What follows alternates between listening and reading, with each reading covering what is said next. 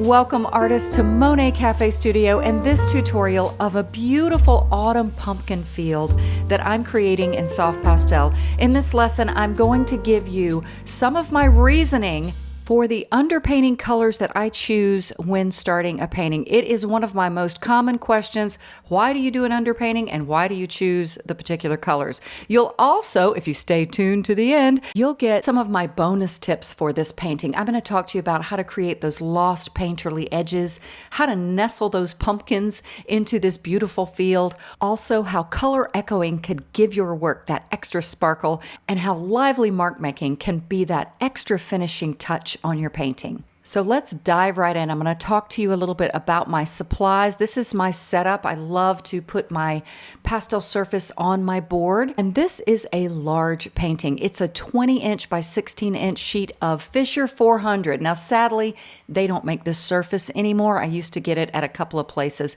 and it's discontinued. But good news is it's almost just like UArt paper. And I love that UArt has recently come up with this new product called Peel and Stick. You can literally peel a backing off of the paper and adhere it to a board. I'll have all of these links in the description of this video. I'm going to slowly pan over some of my pastel selections here. This is the Grand Canyon set from Earthberry Pastels, and as you can see, there's a few of them missing. I'm going to tell you why in just a second.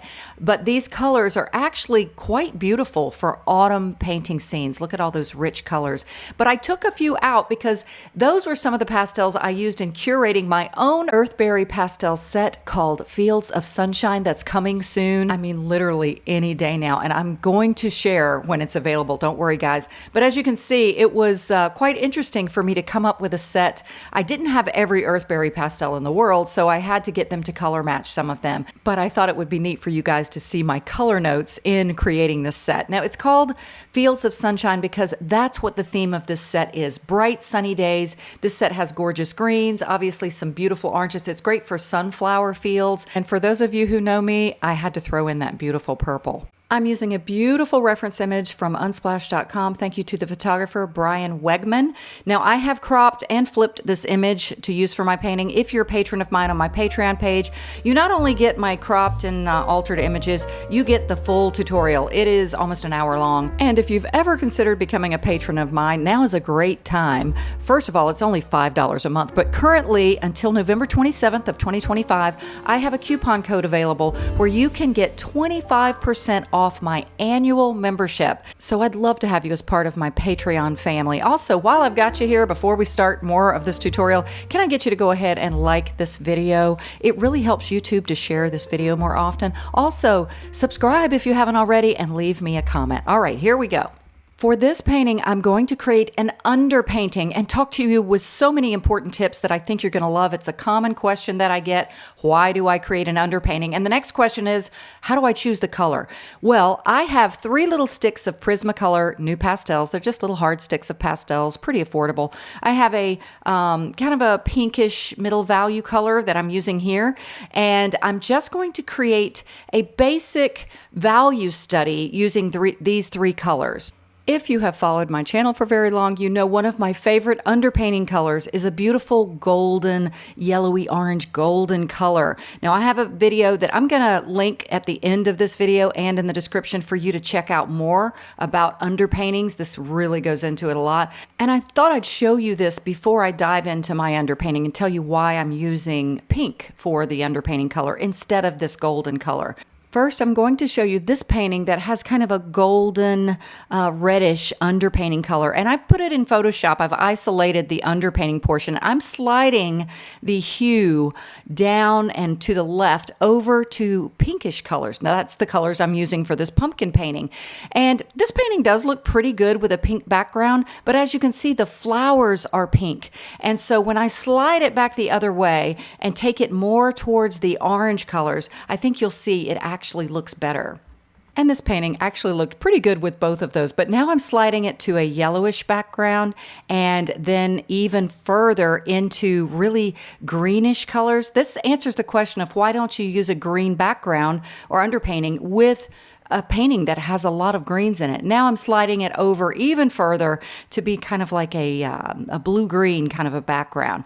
And you can see those orangey and reddish pinky colors look so much better. Now I've popped my pumpkin photo over into Photoshop. This is a portion of the painting that's unfinished. I wanted you to really be able to see this pink underpainting color. And I'm sliding my bar, I had to do it a different way here, to an orange background. Now look what happens. Because my pumpkins are orange and the background is orange, I don't get that pop of color like I would if I chose an underpainting that accentuates or complements the orange color of the pumpkin. So I often will use a pinkish color background if I'm painting flowers or elements that have a lot of orange or yellow in them. I hope that visual was helpful, and leave me a comment if this was kind of an aha moment for you. All right, let's get started. So I begin by basically blocking in a value study. Blocking in is just getting your biggest shapes in. And I'm using the 3 different values of these pinks.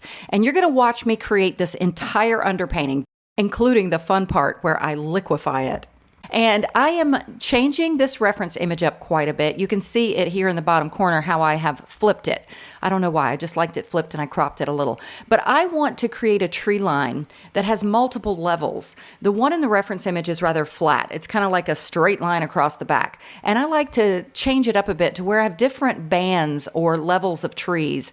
And I'm not sure why my pastel, my Prismacolor pastel is leaving these lines here, but it's not gonna matter because I'm gonna wet it and it'll blend right out. But as you can see here, I've got on the right side is my largest, closest band of trees. It just creates a more interesting composition. And on the left side is a second band, and then they recede more into the distance. Now this painting took me about 2 hours. It's really large, a large sheet. And I was thinking, why am I painting on something so large? This is Artistic Meditations Month, and I really wanted to paint a fall scene because of our painting theme fall, y'all. But it ended up working out okay. But anyway, it took me a little while, so that's why I'm speeding it up only slightly. And as always, you can slow it down in YouTube if you want to really follow along at a slower speed. Now, I'm just sketching out this pumpkin because this is going to be the focal element, the main focal element. And with the pumpkin little rings or bands, just follow what you feel or believe would be the form of the pumpkin. I'm literally just letting my hand kind of feel like it's wrapping around the cylindrical shape of the pumpkin. And I may not have all of these bands just exactly right, but I know I'm going to be adding some pastel and kind of tweaking things as I go along, but I wanted to get that at least established. Now, I did like, as a focal element, some of these beautiful pumpkin leaves. They almost look like, well, I think a pumpkin is a kind of a squash, like squash leaves, if you've ever had a garden. And they're kind of broad, and they kind of grow a little bit up off the ground. And I'm just getting some basic shapes of these because this is all going to evolve as I paint. And that's pretty much how I paint, how I roll as an artist. I don't feel so bound by the photo, and I also don't feel so bound by my first marks. I was making my hands there because I want this feeling of, or the lead in to the painting to be kind of the lower right, curving up to that pumpkin, and then sweeping up to that break in the distant trees. And I'm adding a lot of little pumpkins, trying to keep them random and also focally interesting. And again, I'm not really set in stone with where these are, but it's giving me a little start. Now, why did I make those little bands there? I don't want this to be a flat field. I'm going to make the field a bit rolling and show you some of my techniques for that. Now, I am using the more vibrant reddish orange pink color, and I'm just setting the color for a few pumpkins in the field, and I do tweak this as I work. Now I'm using the darkest color, and it's kind of like a dark pinkish red. If you notice in the reference image, you can see the shadow side of the pumpkin is the viewer's side and kind of down and to the right. So it seems like the light source is upper left. You could see I added a little more of that color to the trees, the foreground trees, and now I'm adding this deep, pretty reddish kind of pink color to the foreground. Now I went back to that bright pink again, and I'm incorporating it a bit more in the middle ground, kind of working dark to light as values typically do. They're darker in the foreground and they get lighter in the distance. I put a little bit of that middle value down at the base of those little hills to emulate a shadow color. Now I did get another color. These are a lavender and a pink that I put in the sky and in the middle ground. Again, I'm using that motion as I'm making my strokes to emulate the feeling of rolling hills. And I put that lavender way in that distant field. Now this looks kind of like a mess right now. I'm giving a little more color to these pumpkins, but really it's just to create a beautiful, somewhat of a value study underpainting in one color family, basically what's called monochromatic. And I'm going to be wetting this with alcohol, and you could use water, but it's going to create a base for me to begin this painting that sets the stage for many things. And I'll talk more about that in a minute. But first, I'm going to be using the 70% rubbing alcohol. Again, you could use just water. Alcohol just dries faster. And I wanted to show you, I put a decent amount in this jar. For one, it's a big surface I'm working on. But also, if you have enough alcohol, here are my brushes. Let me talk about that first. One of them is a bamboo brush. That one right there on the bottom. And it's just a big brush. I got it on Amazon. And the other one I'll talk about when I get to that one. And I usually try to use the largest brush that I can. I want this to be very loose. I'm trying to set the stage for a very impressionistic and painterly end result. And it often starts, for me anyway, with an underpainting that's kind of fun and crazy. I've got my basic values and kind of my basic layout of my elements in my painting. But as you can see, I've sped this up.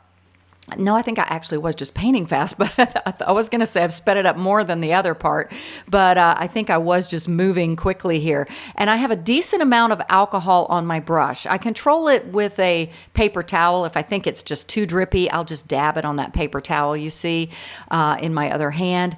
But I work directionally too. You see how I all of a sudden started my strokes for more of a horizontal type of stroke? Now emulating the rolling hill again. I'm going to get some of these pumpkins in. I'm just wetting them with the alcohol, and I'm not trying to make circles at this point. I'm just trying to dollop in some little shapes that will kind of just creatively lead the viewer in. If you're a beginner artist and you've never tried this before, and you're thinking, what in the heck? Trust me, I didn't know how to do this when I got started either. Now let me talk about this brush. This is the brush I use in so many of my underpaintings, and I didn't know what kind of brush it was. I have so many different little, mostly cheap brushes for things like this, but someone pointed out that they thought it was a turkey basting brush. Well, that's pretty appropriate. This is a kind of a Thanksgiving themed painting anyway, but it's really textural, and I'm trying to get my mark making. You notice how I'm making jaggedy textural marks here. And I want to create the basic bones of this in a single color with some different values, but that feels very drippy and painterly. And I think I have achieved that. What do you think? And this will lighten as it dries. I went ahead and put a blow dryer to it, and you can see how it lightened things up. And now it's time to apply the soft pastel. And like I mentioned before, this is the Monet Cafe version, which is limited, but I am giving you my 4 bonus tips. And the first one is the lost edges, it's called. What I'm doing right now is notice how in my sketch, I had a little bit of a line around the pumpkin, but with my pastels, I am not creating a line around this pumpkin. I'm creating the illusion of a separation with edges. Edges is just where one color meets another or one value meets another without a specific thin linear line. And what that does is it creates a very impressionistic and painterly feel. And I think you'll notice that most of the elements that I think all of the elements I add in here, other than just getting a general idea of where things go, when I really go to develop the element, I don't create a line, I create an edge. And lost edges or soft edges is often what that's that's called, and I just love painting that way. Now, the next tip was nestling these pumpkins. I did not want these pumpkins to feel like they're just sitting on top of the ground, even though sometimes in a pumpkin field they do look that way. I wanted to pull these leaves. There I go. I just did one of them right there. But I wanted to pull these leaves up around the pumpkins and make them feel like they're really just tucked in. Now I'm going to create a lead-in pumpkin. I noticed that bottom right area was pretty blank. I don't want to draw too much attention here because my main focal point pumpkin is the one on the left that I already created. Now I'm really going to bury this one, and also notice the soft edges. I'm combining all of these tips together. I am just creating a very impressionistic general shape of this pumpkin. I actually really liked the impressionism of this pumpkin. I want it very subtle, not a lot of contrast, not a lot of detail, because it's just a pumpkin that's pulling the viewer into the painting as a compositional element and giving it some balance too. So that pumpkin's going to purposely feel very nestled and very underfinished. Now, I wanted to show you how I'm creating my leaves now on top of some of this darker value I've already put down. Pastels is all about layering, but here's where I am burying this one pumpkin. I'm adding leaves up and around and over the pumpkin. I do end up doing it more to the main pumpkin too. I kind of wish I hadn't detailed that pumpkin so much, but I do still like it. So you'll see me continue to do this process with the other pumpkins in the field. Right now, the ones that I have in the distant field, they do look kind of like little balloons floating on the field, right? So I'm going to show you how to fix that. Now, I decided to blend this painting at this point because I was actually not going to do that, but it was such a large painting, and I knew it was going to take me forever to start finishing and covering that surface. So I decided to blend. It did soften things up and muted the color a little bit, but I lost a little bit of the brightness of my pink underpainting. But again, I still loved the final result, and I loved that it kind of neutralized things. So again, I did that because I was on crunch time, as my mama used to say. I had a deadline, and I needed to get done, and that really helped. Now, this is the color echoing I was talking about as one of the tips.